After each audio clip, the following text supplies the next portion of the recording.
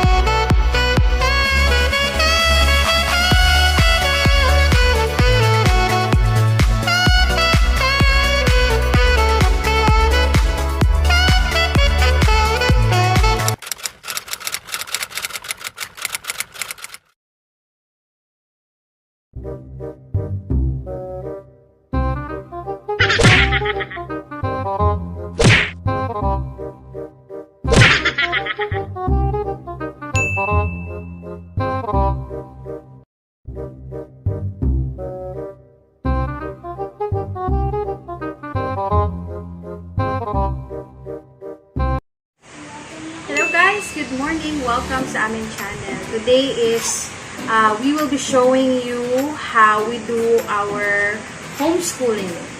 And today, we will also be sharing what are the preparations that we do before we start the homeschool. A teamwork. So, hindi kailangan na mag-isa kang mag-homeschool.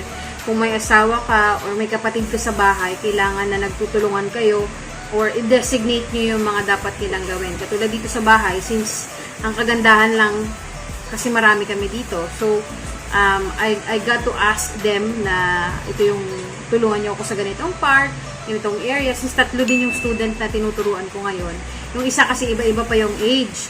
So, si Earl is 5 years old, si Vian is 8, and Mick is turning 8 din. So, minsan iba-iba din yung approach talaga bawat estudyante. So, it's important as well that as a parent, kailangan natin alam kung ano yung learning style. Isa sa mga bagay na kailangan natin alamin sa homeschool din.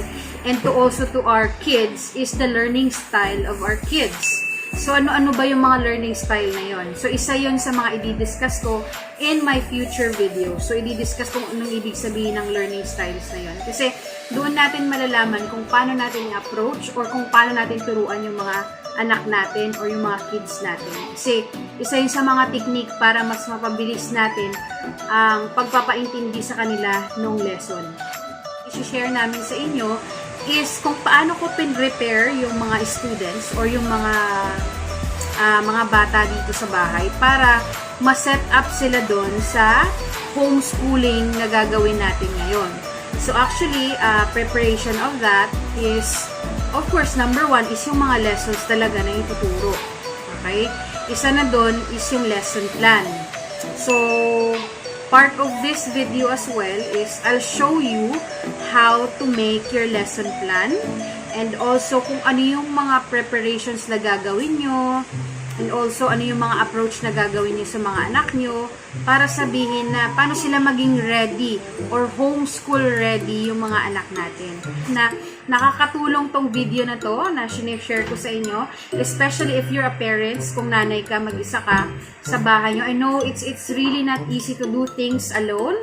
So, I just hope na may mga kasama kayo kasi yung homeschooling journey na ito is supposed to be may partner ka. Okay? Kung wala kang kasama, then see to it that you'll have a schedule or ilista mo yung mga kailangan na mga bagay para sa homeschooling. So, kailangan mo talaga malaman kung ano yung mga basic about homeschooling para din malaman mo kung paano mag-start.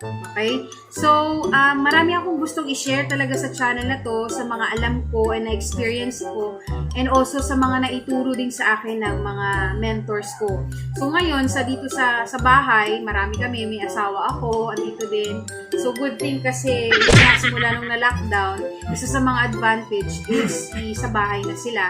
Good thing about us is that, nag-work from home na siya, so that we make a schedule together, and then dinidiscuss ko sa kanya kung ano yung mga gagawin niya, ano yung mga bagay na hindi ko kayang gawin, like katulad nung pagdo-drawing, yung nakaraan, gumawa kami ng project or lessons about science, yung parts of the plant, since hindi naman ako marunong mag-drawing ng bongga, so yung asawa ko yung pinadrawing ko. So yun yung mga bagay na yon. So isa sa mga pag-uusapan din natin yon, yung mga hindi natin kayang gawin, at alam mo yun yung kagandahan kapag may partner tayo or may mga kasama tayo sa bahay.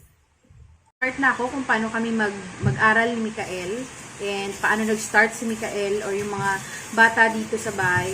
Kailangan i-set talaga yung mood nila para prepare din sila sa lesson mo.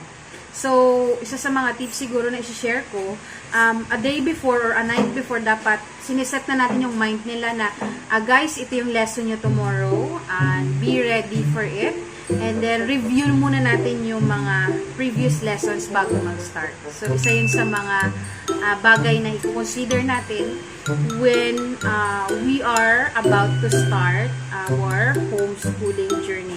Or paano ba yung setup ng homeschool natin sa ayos? Kasi nung nakaraan dito, may yung side na to, nandito yung ang maraming mga kalat.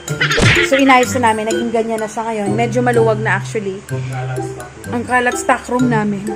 And then here, actually, nung nakaraan sobrang dilim niyan dito at sobrang kalat. Pero ngayon, ginawa namin, ito na yung office, office / homeschooling, tawag dito, corner namin. So, dito paggabi, nagiging higaan yan dyan. So, andito yung foam. Maliit lang kasi yung space namin. So, most of the time, siksikan talaga since we are family of, ilan tayo dito ngayon sa bahay? 8. So, nabawasan kami ng isa kasi nag-start na ng work yung isa. So, ito yung corner namin kung saan kami nag-homeschool. Dito ko pin-repair yung mga studies nila. Madalas dito din yung prayer time namin. Okay, ako, gumagawa ng lesson plan, nagre-research. Dito din talaga ako gagawa niyan. So, sobrang marami pa akong gustong gawin dyan. Itong sa mga wall na to, yung mga kung ano-ano pang gusto kong ilagay para mas set talaga yung mood. Ito yung wall na to. Gusto ko maglagay dyan ng about yung mga pictures sa mga school para yung mga bata, mas yung visual ba? Kasi most of the learners is visual. So, mas gusto nila yung may nakikita sila at na-encourage silang mag-aral. So, ito, I'll show you kung ano yung meron dito sa desk. Sorry, medyo makalat pa to. Pero next time, gagawa din ako ng separate video. So, ito, parang vanity area ko din / homeschool office and also / prayer corner / office ni Gian. Okay? So, dito, meron kaming telepono, of course, na hindi gumagana. And, ayan, nilagay ko dito yung yung whiteboard namin nandito. Ito yung lesson namin kahapon. It's about adjectives. So, andito yung laptop. Actually, hindi ko laptop to. Blessed lang kasi nandito yung kapatid ko. And, nagagamit namin to. I-share ko din sa inyo kung saan ako kumukuha ng mga supplementals na lessons. Also, andito yung mga pencil case ko. And meron akong Bluetooth speaker dyan na minsan, ginagawa ko din siyang light kasi parang torch din to, may lights din siya. Sobrang ganda niyan. And also, ito yung mga lessons na pinrepare ko na ahead. Okay? So, napag-aralan din namin ni Miknik yung about verb tenses. Kung familiar kayo doon sa English. So, ngayon actually, yung pag-aaralan namin ni Miknik is about pronouns. So, talagang nag-i-invest talaga kami din sa mga materials. Like this one, yung mga Manila paper. Also, yung mga activity book. Ginagamit din namin yung activity book. Nabili na namin ito matagal na sa National Bookstore. Maraming mga activity book. Or if you want, you can search online din para mahanap yung mga ganong lessons. So, andito ko din nilalagay yung mga content ko, sinusulat ko yung mga preparations ko dyan, and also yung mga schedule. So, papakita ko din sa inyo yung mga schedule pala ng mga bata, and also yung schedule ko din in homeschooling, kung paano ako nagpe-prepare. Kasi, kailangan talaga is organize tayo sa pagpe-prepare nito. Kasi pag hindi tayo organize, hindi mo alam kung saan ka magsisimula. Kaya, importante na may schedule tayo kasi mas na-organize natin yung mga bagay-bagay. So, ano yung ganitong oras, kung ano na yung ginagawa natin. So, yun yung mga things na kailangan natin i-consider, lalo na kapag nag-homeschool tayo or nag-iisa tayo in doing homeschool. So, mas importante na nakikita mo yung schedule mo para kumbaga sunod-sunod yung easy flowing na dun paglilinis ng bahay, pagluluto, ano pa ba, paglalaba. So, yun yung mga pag-uusapan natin dito. Actually, gagawa pa ako ng mga content na yon kung kailan ko siya ginagawa. Okay? Kung paano yon para ma-share ko din yung easy way para maging mabilis yung homeschooling at hindi mahirapan ang mga mommies and mga daddies dyan. So, magsa-start na kami ni Mikmik. Actually, nagsa-start kami ng lesson namin at 9 a.m. Okay? Prepared na dapat sila. Nakakain na sila, nakapag-breakfast na sila, nakapag-hilamos na sila, and all. So, first namin ginagawa kapag mag-start na kami ni Mikmik, before we start, nire-review ko muna siya. Okay? So, nire-review ko siya ng previous lessons namin. So, today, tatanungin ko si Mikmik. Mikmik, ano yung lessons natin kahapon? Sa English?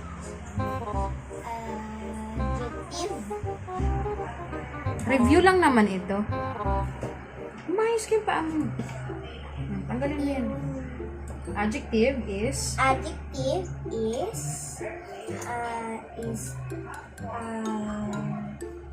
word and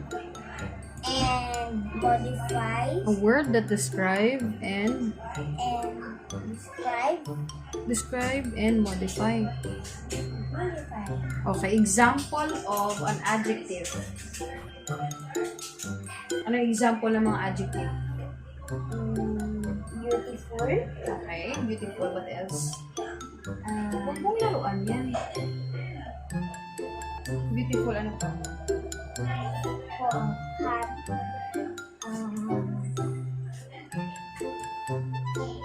Helpless.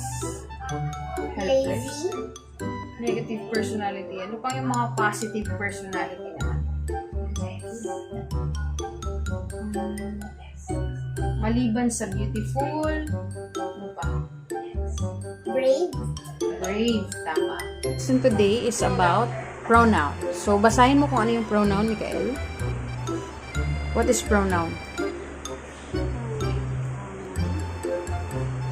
Pronoun, a word that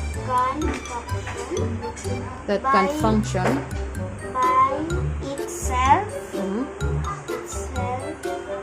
as a noun. He and they.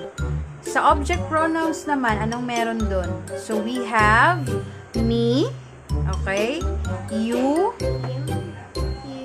her, it, us, them. How about sa possessive adjectives? Okay. One thing that I use is also, aside from research na meron ako, I also use YouTube, specifically yung channel talaga na pinapanood ko or reference ko is yung channel ni, kaninong channel to? Wait lang anak. Tutway. Okay, Tutway. So, meron siyang mga lessons doon for English, science, math, depende sa level ng capacity ng anak nyo. Tayo dito sa iba pang mga students. So, isa dito, tinuturuan ng tita niya. Nandito sila sa kwarto. Kasi hindi naman sila magkasya-kasya din lahat sa likod. Yan, ito yung kapatid ko. Ito yung bunso. So, tinuturuan namin. Magkapatid sila ni Bian. So, ngayon, siya naman ay writing and alphabet. So, what letter is that? Ha? Anong letter? M. M. Very good. Ang galing ah. Next, letter N. N. Sugat nga. Straight muna line. Straight line. Straight line. Slide. Line. Okay, and straight line. So, ito din yung mga ginamit namin kay Mikael before. Kasi nung nag-start din si Mikael na mag-aral, bumili din kami nito. Okay, yung mga ganito. Pwede nyo bilihin to sa online. You can check for this. Yung mga flashcards. Okay? Or sa Shopee or sa National Bookstores. Pwede nyo din i-check. Kasi meron din to sa likod. Okay? Yung mga ganyan din yan sila. It's very helpful. Naman sa labas, we have Bian. Kay Bian naman. And then si mami niya. Hi, Carmela. Then si Bian. What are you doing, Bian? Spelling? Spelling. He's doing a Short spelling. E words. Doon na siya sa vowels and then sa blending consonants and vowels. So, ito, pen-repair na din natin ito ahead. Nung nag-aaral din si Mikmik kasi medyo sumusunod na din to si Bian. Medyo advanced lang ng onti si Mikmik. So, yan, pen-repair ko na din yan. Manila paper is life. So, medyo may pagka-traditional din ako kasi I was used to teach or I was used to this kind of teaching. Yung may mga sulat-sulat and then since hindi din lahat may tawag dito, merong mga laptop, lahat. Hindi naman kami dito ganun kayaman na bawat isa may laptop. So, Manila paper is life pa din talaga. And then, malaking tulong din if you want, especially sa mga ganitong lessons, yung nababasa at nakikita nila, lalo na kapag nag-start pa lang ng reading. Si Bian kasi is nasa pa lang siya, baga pinapractice din namin siya sa reading niya, and dinahasa namin yung reading skills niya sa ngayon. And, yun, those were the basic, pero paunti-unti lang, kapag kaya na nila, the next lesson na. Yun guys, yun yung homeschool namin na day, paano kami nagso-start, kung paano kami nagtuturo dito sa bahay. Ang kagandahan lang dito sa part namin is marami kami, and then, yung mga ibang mga kids is tatlo, may nagtuturo isa-isa. So, may mga focus talaga yung lesson. So, I hope na nakatulong tong video and ma-inspire kayo lalo sa pagturo sa mga anak niyo. Lalo. Kung nagustuhan niyo yung video na to, please like, and also kung gusto niyo pa ng matuto tungkol sa homeschooling, kung ano yung mga ideas or mga diskarte tungkol sa homeschooling, let me know in the comment section below kung may mga request kayo or questions. May comment section po yung video na to. You can comment down below sa mga questions. Please follow us as well on our Facebook account. May ilalagay ko dyan sa screen, and then ililink ko din sa description box yung mga ginamit kong mga tools, and then yung mga links and website na ginagamit ko. Subscribe kayo guys para mas masaya tayo dito. So yung goal ko is to share my knowledge, yung mga tips, lalong-lalo na sa mga mommies na hindi pa nakakapag-decide na mag-homeschool ba or hindi mag-homeschool, ano yung mga dapat i-consider at kung ano yung mga dapat namin gawin. Sa panonood, I hope na-enjoy nyo to, and I hope may natutunan kayo. So, thank you and see you again on our next vlog. Magluluto pa ako. Bye guys! Thank you!